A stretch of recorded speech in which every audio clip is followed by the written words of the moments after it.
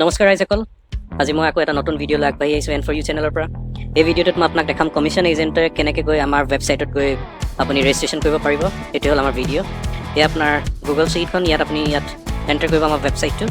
আমাৰ ৱেবছাইটটো হ'ল www.emonhatcheries.com EMONHATCHERIES।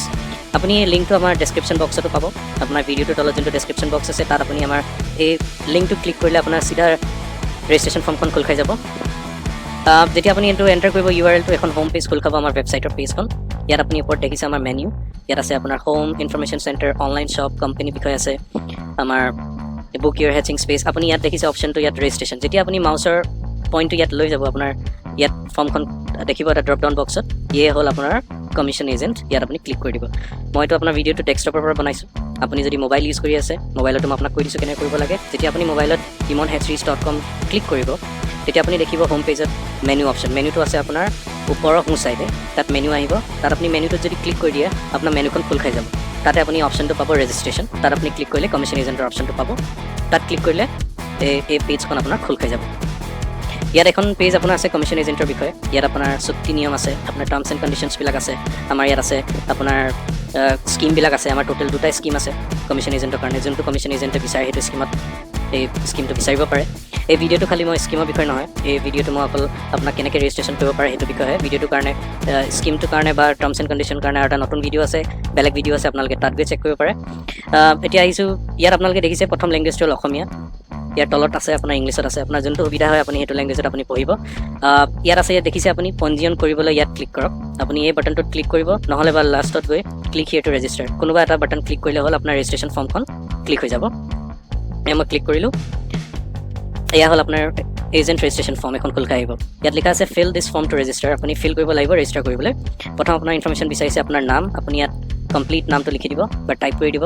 ইয়াত আপোনাৰ ইমেইলটো বিচাৰিছে, যদি আছে আপুনি ইমেইলটো ইয়াত ইনফৰ্ম কৰিব, টাইপ কৰিব। ইয়াত আছে আপোনাৰ ফোন নম্বৰ, এইটো মেণ্ডেটৰী হয়, আপুনি এইটো ভৰাবই লাগিব। য'ত আপোনালোকে ৰঙা ৰঙা ষ্টাৰ দেখিছে, এই ফিল কৰিবই লাগিব আপোনালোকে, এইকেইটা এণ্টাৰ কৰিব লাগিব। ইয়াত আপুনি ফোন নম্বৰটো ইয়াত ভৰাব। ইয়াত এড্ৰেছটো আপোনাক কমপ্লিট এড্ৰেছটো ইয়াত দিব। ইয়াত আপুনি আপোনাৰ পোষ্ট অফিচ বক্সটো সোমাব।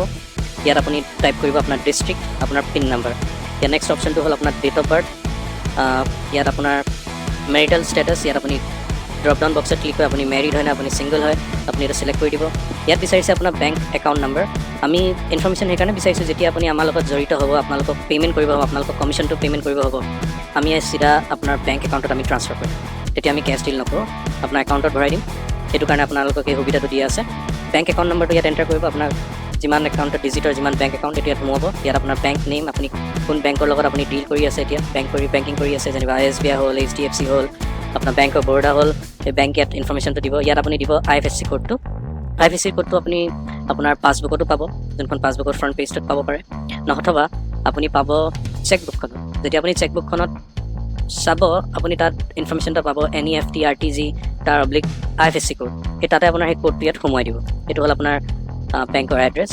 আমি আপোনাৰ বেংকটো লোকেট কৰিব পাৰিম। ইয়াত আছে আপোনাৰ please select A commission scheme. আপোনাক ইয়াত স্কীমটো বিচাৰিছে, আপুনি কোনটো স্কীম আপুনি ল'ব বিচাৰিছে আমাৰ লগত, স্কীম 1 নে স্কীম 2।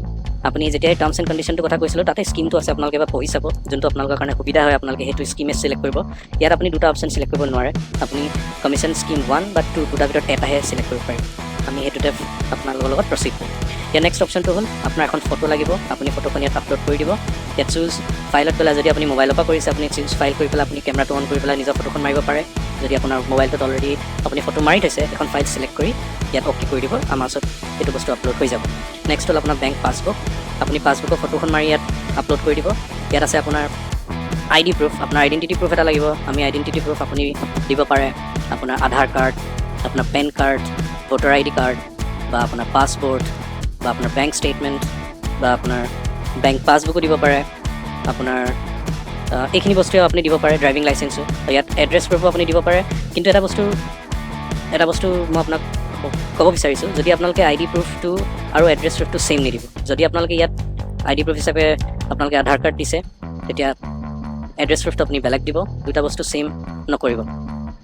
ইয়াত নেক্সট অপশ্যন আছে কনচেণ্ট। ইয়াত লিখা আছে I have read the terms and conditions and promise to abide by the terms and condition of Emon Hatcheries। মানে ইয়াত আপুনি যোনখিনি টাৰ্মছ এণ্ড কণ্ডিশ্যন ইয়াৰ আগৰ পেজটোত আপোনালোকে দেখি গ'ল, য'ত স্কিম আছিলে তাত টাৰ্মছ এণ্ড কণ্ডিশ্যনো লিখা আছিলে। যদি আপোনালোকে বস্তুটো একচেপ্ট কৰিছে, যদি আপোনালোকে মানিছে, এইটো হ'ল আপুনি চেক বক্সটোত আছে, আপুনি ক্লিক কৰি দিব, মানে আপুনি বস্তুটো একচেপ্ট কৰিছে। এইটো ডিজিটেল ছিগনেচাৰ নিচিনা হৈ গ'ল। আপোনালোকে যে চাইন কৰিছে তাৰ এইটো কনচেণ্টাৰ। ইয়াত কৰি যেতিয়া আপুনি এইটো ক্লিক কৰিব, ইয়াত আপুনি ছাবমিট কৰি দিব আমাৰ ৰেজিষ্ট্ৰেশ্যন ফৰ্মখন। আপুনি যোনখন ফিল আপ কৰিলে সেইখন আমাৰ ওচৰলৈ গুচি আহিব। যেতিয়া আমাৰ ওচৰত পাবহি, আমি আপোনাক ফোন কৰিম বা আপোনাৰ ওচৰলৈ মেছেজ যাব। ৰেজিষ্ট্ৰেশ্যন মেম্বাৰ আপোনালোকৰ এটা এছাইন হ'ব, আপোনালোকৰ এজেণ্ট কোড আপোনালোকে পাই যাব। আৰু 2 নম্বৰ কথা, এই ভিডিঅ'টো আমাৰ এনফৰ চেনেলৰ হয়। আপুনি এই ভিডিঅ'টো প্লিজ লাইক কৰিব আৰু শ্বেয়াৰো কৰিব। যদি কিবা ডাউট আছে আপোনালোকে কমেণ্ট ছেকশ্যনত গৈ কিবা এটা কুৱেশ্যন সুধিব পাৰে, আমি তাতে ৰিপ্লাই কৰিম। যদি আপোনাৰ কিবা প্ৰব্লেম আছে, আমাৰ ফোন নম্বৰটো আমালৈ ফোন কৰিব, আমি আপোনালোকক ৰিপ্লাই কৰিম কিবা যদি আপোনাৰ ডাউট আছে। এইটো হ'ল আমাৰ N4U চেনেল। এই চেনেলটো প্লিজ ছাবস্ক্ৰাইব কৰিব আৰু তাত এটা বেল আইকন আছে, এই বেল আইকনটো প্ৰেছ কৰি দিব। যেতিয়া আমি এটা নতুন ভিডিঅ'লৈ আগবাঢ়িম, আপোনালোকৰ ওচৰলৈ ভিডিঅ'টো আহিব প্ৰথমতে। চ' ধন্যবাদ। যদি কিবা ডাউট আছে আপুনি আমাক কল বেক কৰিব। এটা নতুন ভিডিঅ'লৈ মই আকৌ আগবাঢ়ি আহিম N4U চেনেলৰ পৰা। ধন্যবাদ।